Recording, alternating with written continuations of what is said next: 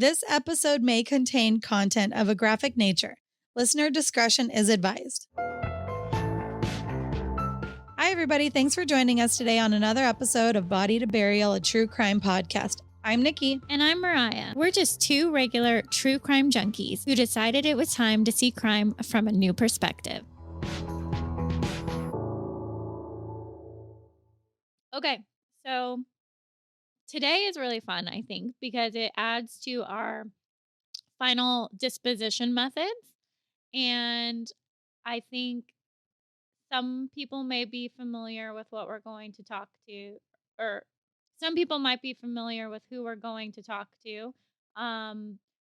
We are speaking with the Modern Mortician. If you're on Instagram, go ahead and check out her page. Again, the handle is the Modern Mortician, and she is going to be walking us through the process of water cremation. It has a ton of different names though. So some people may have heard it referred to as flameless cremation, green cremation, chemical cremation, liquid cremation, or aquamation, but they all mean the same thing. It's water cremation. So I'm really excited to talk to her, Nikki. I know that when we kind of started this whole podcast, I didn't even know that this was an option. Yeah. I'm really excited to get some more information because through going through the death doula certificate program, which I did, which was amazing. So I'm just going to tell our listeners, if you haven't had a chance, go back, listen to the death doulas. They do amazing work. Their program is incredible. I learned a lot going through their program. And one of the things that I did learn was actually what the process of flame cremation looked like. And through that, I was kind of turned off to it, to be perfectly honest. So Why? the fact that, I mean, I think it's just like the, I don't want to be like, I thought it was quick, like really, truly. Like I thought they put you in the thing in like 20 minutes and you're done. Like I didn't think that I was like slow roasting over the flame for hours and hours.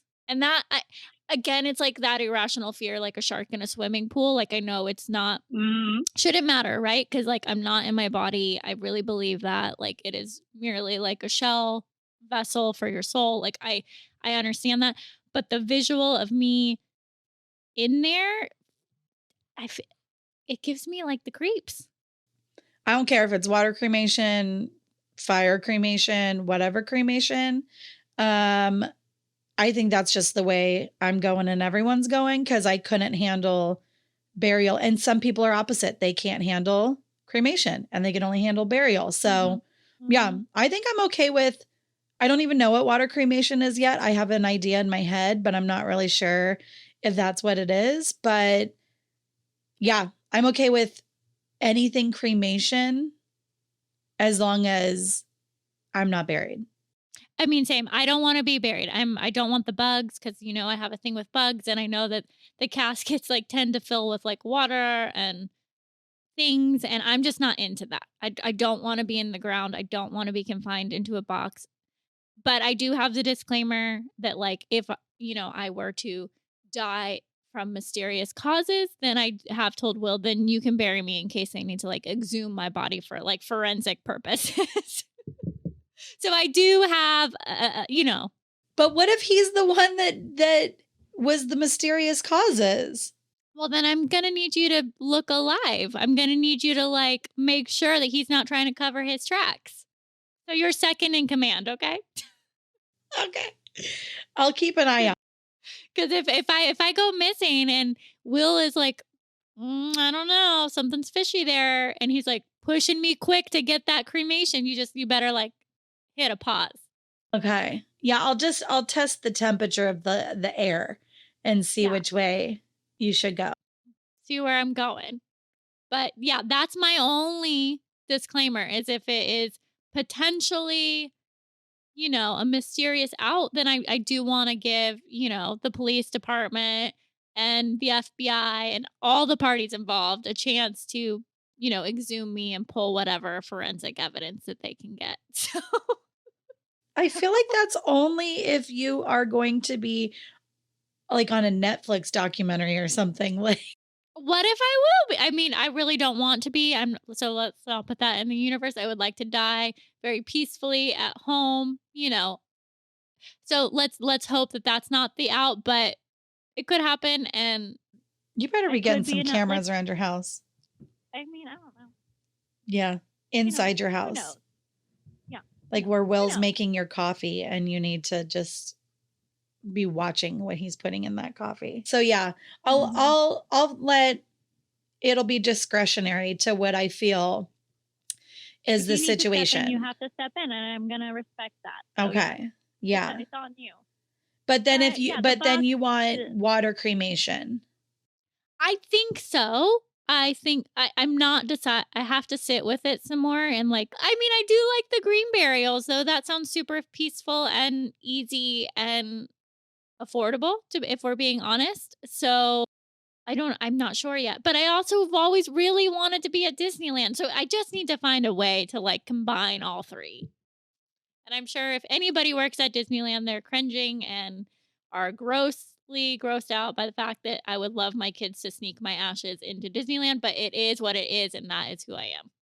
But you just want to you I mean, I told you you only need a tablespoon or a teaspoon. You cannot bring Yes, all of you I'm there. not. I don't want the whole urn going there. No, just like a little, spoonful of sugar, spoonful of mom, Yeah. I think that's what you need to do. Just a little taste.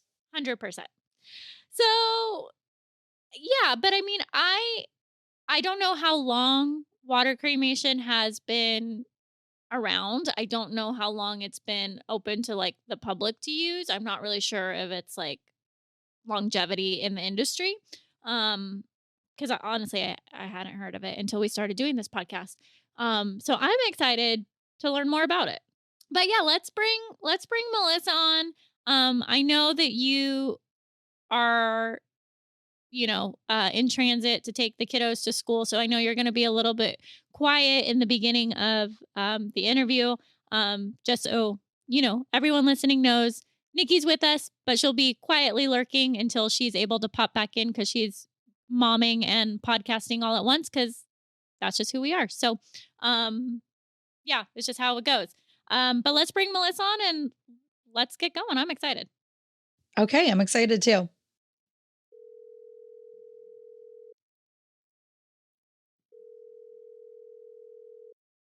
Melissa speaking.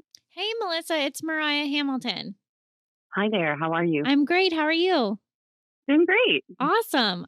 Right. Thank you first of all for taking the time to speak with us this morning. I'm really excited to learn more about water cremation and aquamation and that process. So I really appreciate you making the time and I'm excited to jump into it.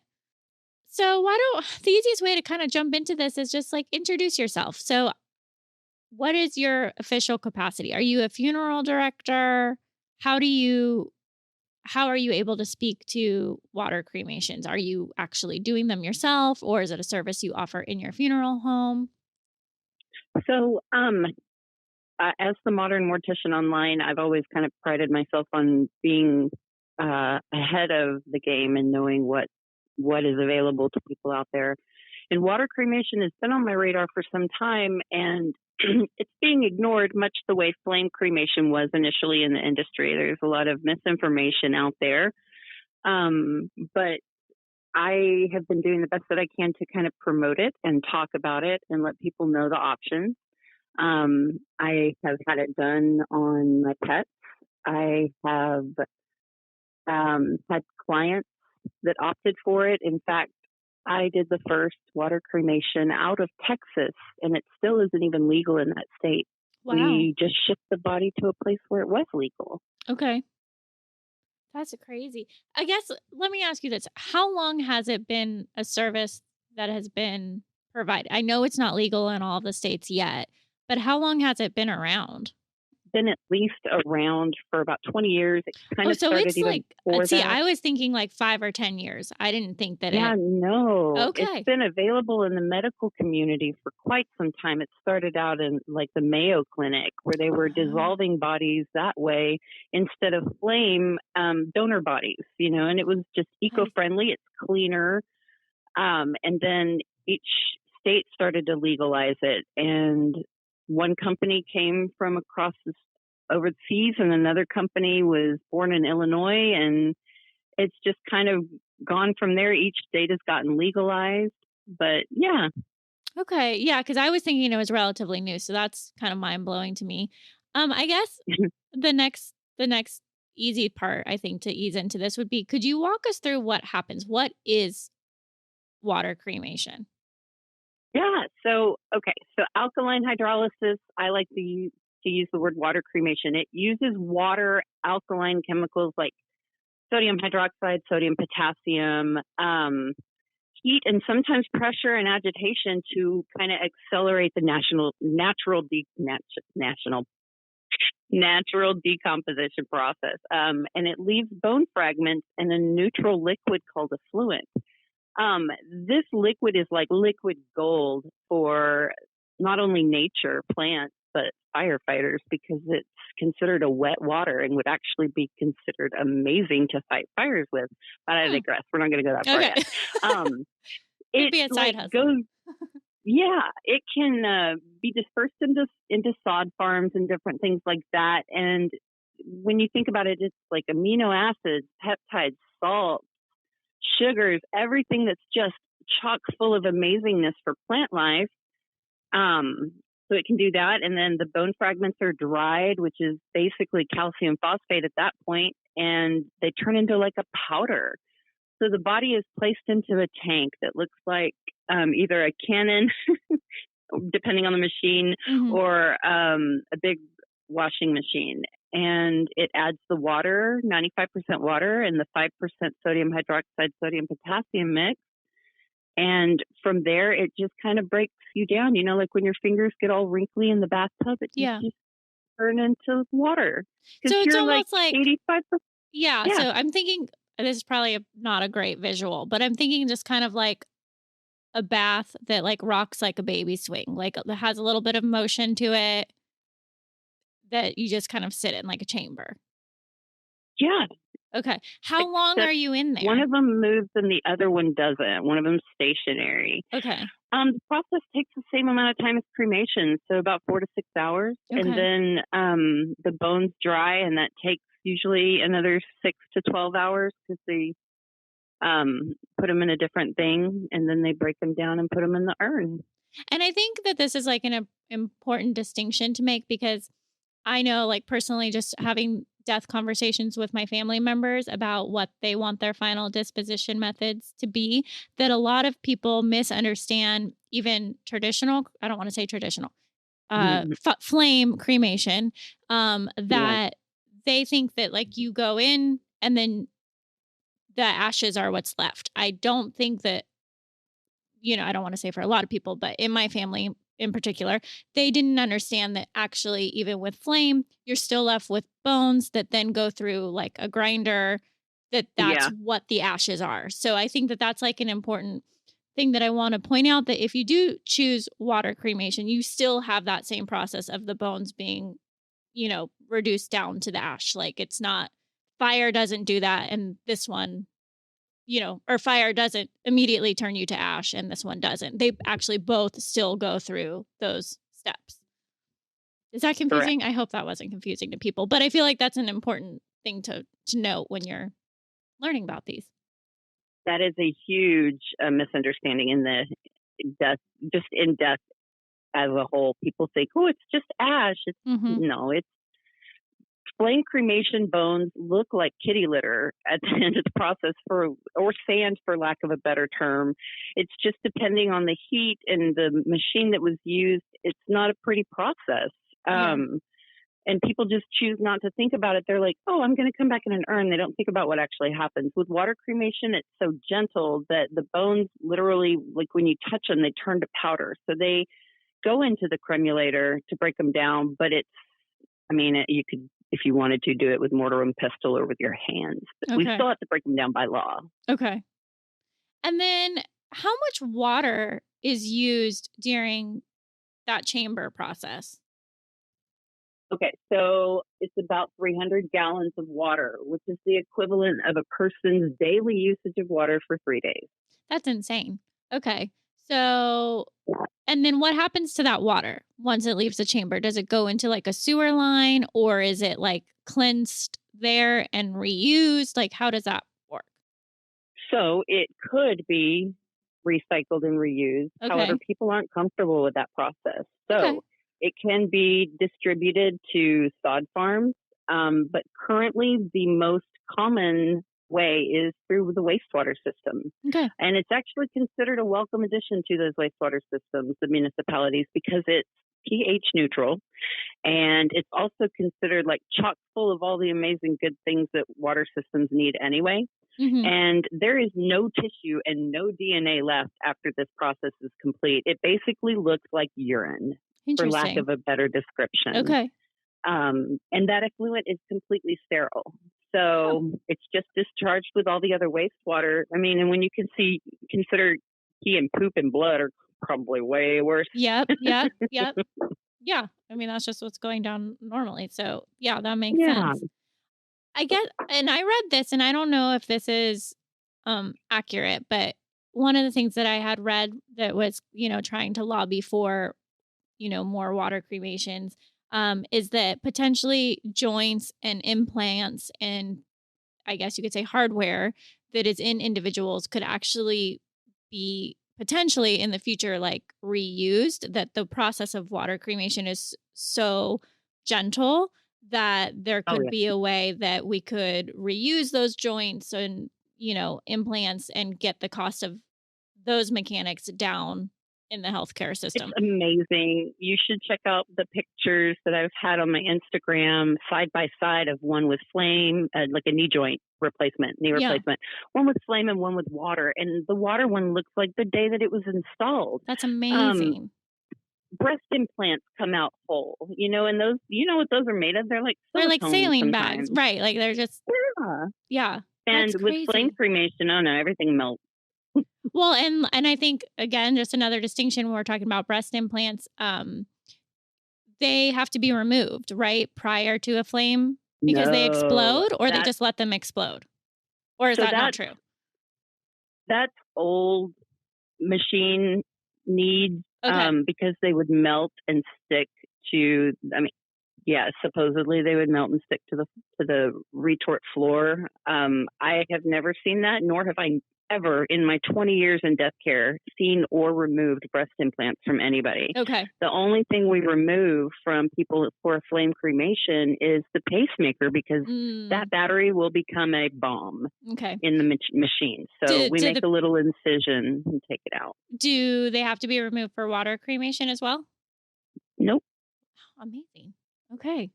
I know you mentioned there is like a little bit of heat involved. So it's just warming the water essentially? Yeah. Okay. Hmm. Okay. So it's like there's no like actual flame No boiling. touching, No. no nothing boiling. You're not like in a vat of like yeah, like a cauldron. I like to tell people it's somewhere between Breaking Bad and Yeah.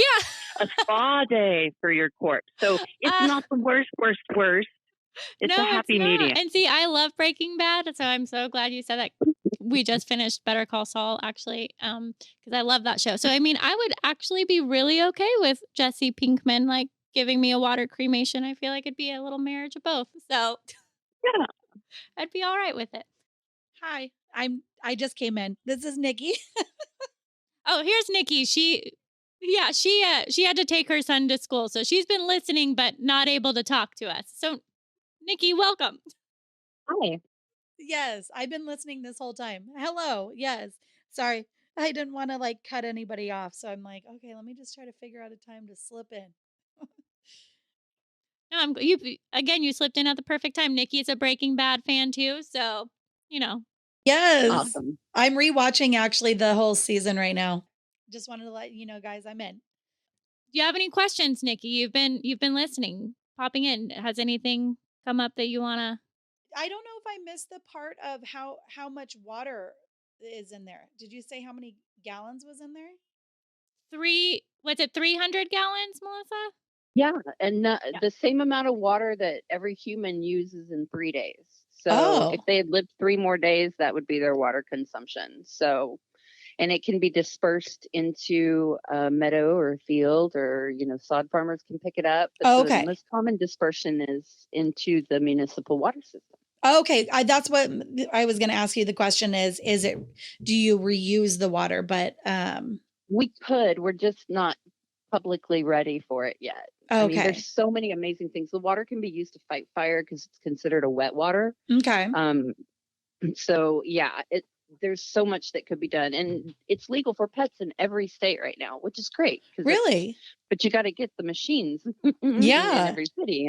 How come it's is so some states are legal, some states aren't? Right. With humans, it's a lot different process. We have a lot of corporate interests that pay Okay, lobbyists to keep things from progressing. And the industry is notorious for ignoring progression and trying to just like shove it behind the closed doors. okay, And what ends up happening is like people are getting educated on it, they want it, and now they can't get it because a lot of the places can't invest the money that it costs to get the machine into their facilities. mm, So they're coming online, one at a time. There's still states where it's legal that there's not a machine yet, just because of the cost. And they won't, like the industry, the corporations aren't investing in the machine. It's definitely been the small businesses that are doing this. and then the so say in a county, I'm out in Southern California, and if they have, let's just say Southern California, how many water cremation like machine mortuaries that can offer you that? How many would there be? Just maybe one or two? Where's Escondido? Oh, yeah, that's an hour away from you. Escondido, Nikki, like 45 minutes? Yeah. Perfect. That's the only one in California right now, to my knowledge. Oh, really? For Can people, yeah. oh, so that's for people. Could you do pets there or it's strictly people? That's strictly people. You can't commingle people and pets in many states, Okay. which makes sense. But there are a lot more pet machines out there. There's a pet place in what's that deserty place? Jacob, Palm Springs? no, Jacob something. Oh, Joshua Tree? That's it. okay. I was like, for some reason in my head, I was like, Jacob's Ladder? Isn't that a movie? I was saying the wrong name. Okay. Yeah. And how come there's more? Why are you able to do it more for pets than people? Just people have a whole different set of rules, obviously. Yeah, the legalization and governing bodies of the human aspect of this make it difficult. Okay. And Yeah. then I don't know if you covered this before because um, when you get the remains back, would you be putting it in an urn like you Yeah. would? Oh, okay. So it's just the same, like as if you would be putting a traditional cremation in, except for it's the water. Is it the same amount of, because my mom was cremated and Hmm. we had and my father-in-law was cremated and it was pretty heavy. Like the bags are, it was heavier than I Yeah. had expected. Yeah. Is the same with the water cremation? Is it going to be the same heaviness?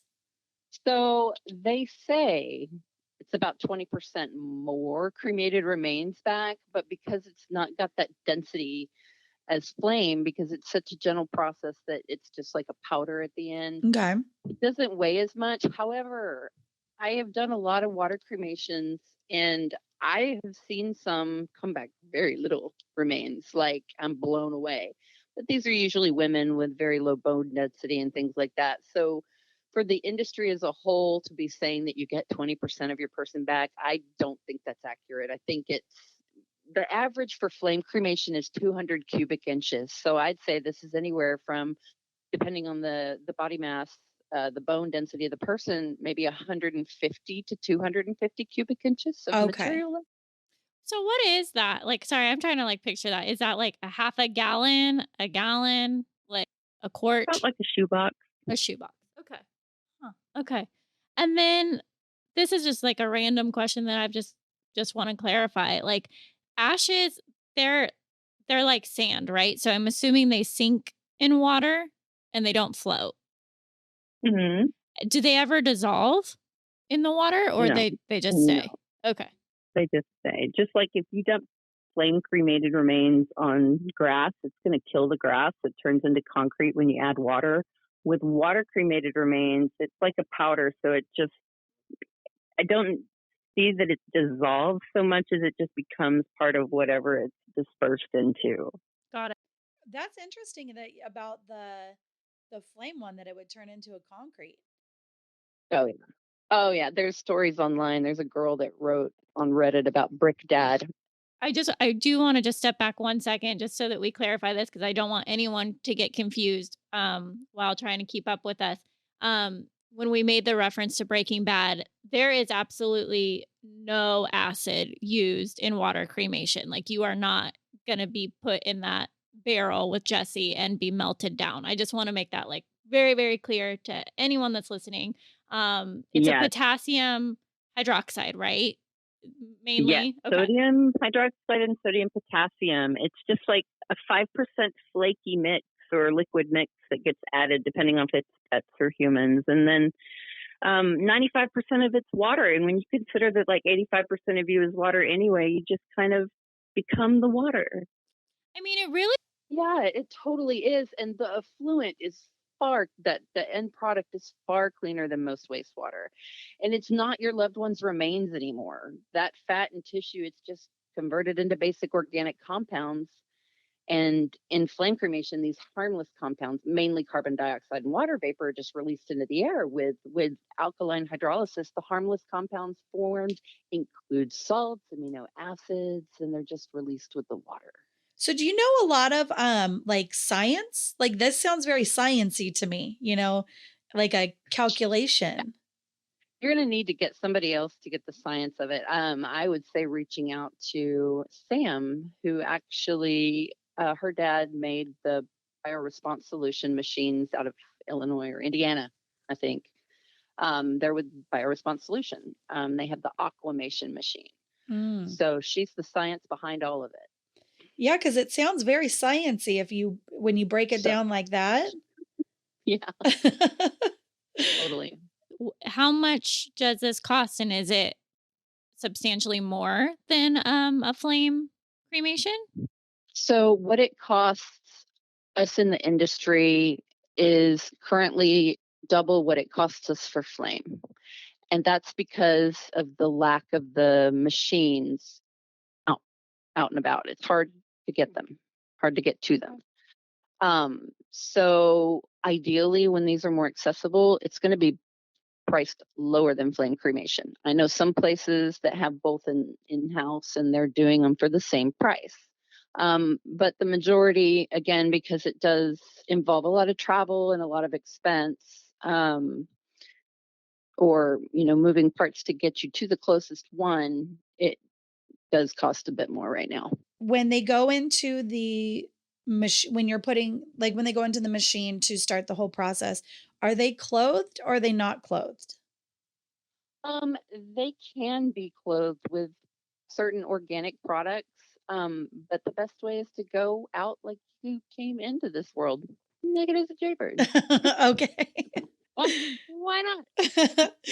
Okay, because that's what I was wondering. I didn't know if that would mess up the process, like having obviously I know shoes would probably Right. not break down and that sort of stuff. And jewelry, that's not in there as No. well.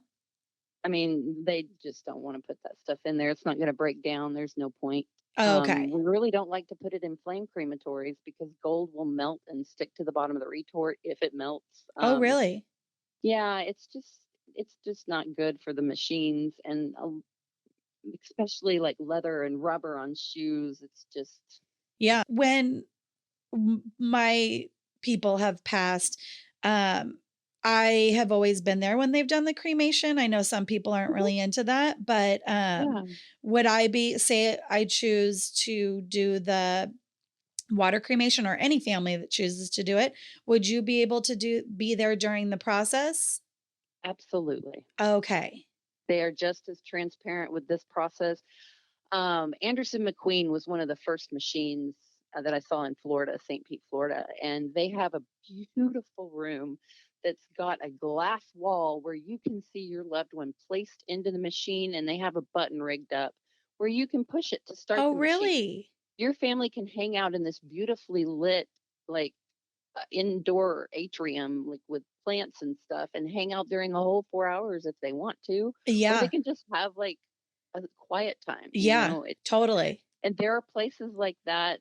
You're going to pay for that experience, but there are places like that all over that are coming online. And then there are also the small businesses that are like in a little warehouse, but they're going to make it just as nice as possible. You go in and it feels like you're in a regular funeral home, and Totally. what's outside doesn't matter because what's inside is what counts. Yeah, that's what it was, like an industrial type of a place. And I will tell you, I wasn't sure what to expect with I had two different experiences. With my grandpa, it was a little more like jarring because it wasn't, I don't want to say not as respectful, but it was just a little bit more like I don't know. I don't even know what the word would be, but with my mom, so I was kind of mentally preparing myself because we used Omega Society for her, and I was kind of nervous because I mean, you just don't know what to expect, and especially if you had a different experience the first time.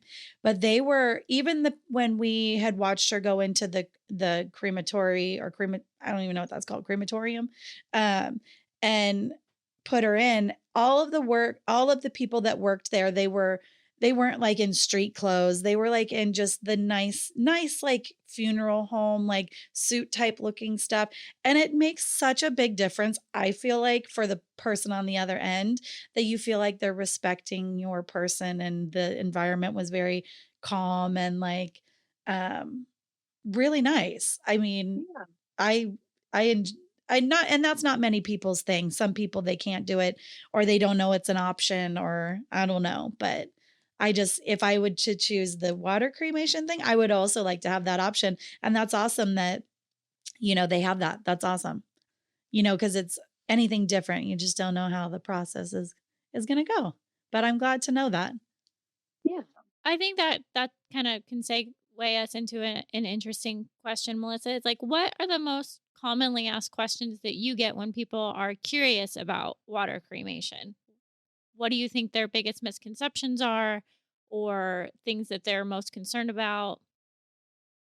Immediately they think that it's an acid bath and we're flushing them down the toilet just because of bad information that's out there. Yeah. Yeah. Again, the Breaking Bad reference. But the alkaline hydrolysis machine is just super simple. It's a simple single chamber, it's air and water tight. And then it holds like 100 gallons of liquid, and through the process, it cycles through and uses 300, and they are just in there for the process, and it's slow and gentle, and at the end the bones are just, I mean, it's just, I don't know, I think if you got to see both processes beginning to end, it might influence your opinion on certain things. The way you're describing it sounds very peaceful, very, and it, not to say that the other way, I mean, I just don't we didn't know that the option of like water cremation, but yeah, it could Yeah. be a yeah, it's I can understand that like it sounds more just peaceful and a little more calming and, you know. And I will say, I don't want to yuck anybody's yum. Flame cremation is also a simple and can be very, I don't want to say like a spa day, but it can be a very relaxing goodbye Yeah. because they are laying there and they've been sent off that way. It's not a violent process at all. It's No. just flame. It's Yeah. just different. Yeah, I mean, I think it also, right, I guess if you're pro water cremation, it's more from an environmental aspect as well, right? Like I think flame has a very big environmental impact that maybe people don't realize? Just a smidge more. I mean, they don't have enough tests out to say what our filters and machines do. I wish there were. Um, but yeah, science says the water cremation is by far, more eco-friendly. How do you know when it's done? Like, is it always like every person, every like height, weight is 4 hours? No, it's really going to depend on the body mass of the person or the sex of them or Okay. the weight of the deceased to determine how much of the water and the alkaline chemicals to put in to form the solution that fills the chamber. And then the pressure or agitation needed. It could take 3 to 16 hours, depending on where the machine's Oh, located, what the wow. body's like. But the cool thing about the alkaline hydrolysis machines is they're all so computer generized. Like they will communicate with the owner of the machine on their phone, and it will shut off if there's a problem, and they can pull up everything and see all the science on their phone to be able to control what is going on. And there are some flame cremation machines that are getting to that point too. uh, Okay. some of the new technology, but all of the water cremation machines I have seen have the most amazing technology attached to them. How about a pet? How long would a dog be? Maybe 2 to 6 hours, depending on its body mass. Okay. What I have noticed as a practitioner that's offering water cremation at the firm that I work at is I've gotten this isn't the habit. I'm like, okay, are we going to do burial or cremation? And if they say cremation, I say flame or water. Well, the question 9 times out of 10 is what's water, unless they've been following me online and they already know. So when they say what's water, I give them the brief description of it. And I'm going to say 9 times out of 10, they pick flame because they didn't have the conversation ahead of time with the person that died, or they are not comfortable with something different. And Mhm. that's okay. That's okay. They had the choice though. And, from that, at least they heard about it. So if it gets brought up later in their life, maybe they're okay with having that conversation before they're sitting in the funeral director's office. Yeah. I have to Okay. get to work, but thank you guys so much for the Yes. opportunity to talk to you. Thank you. Appreciate and thank you for clarifying the process and explaining the benefits of it. It's so helpful, and we love getting this information out to people so that they can educate themselves. Awesome. Thank y'all so Yeah, much. thank you for talking Thank to you. us.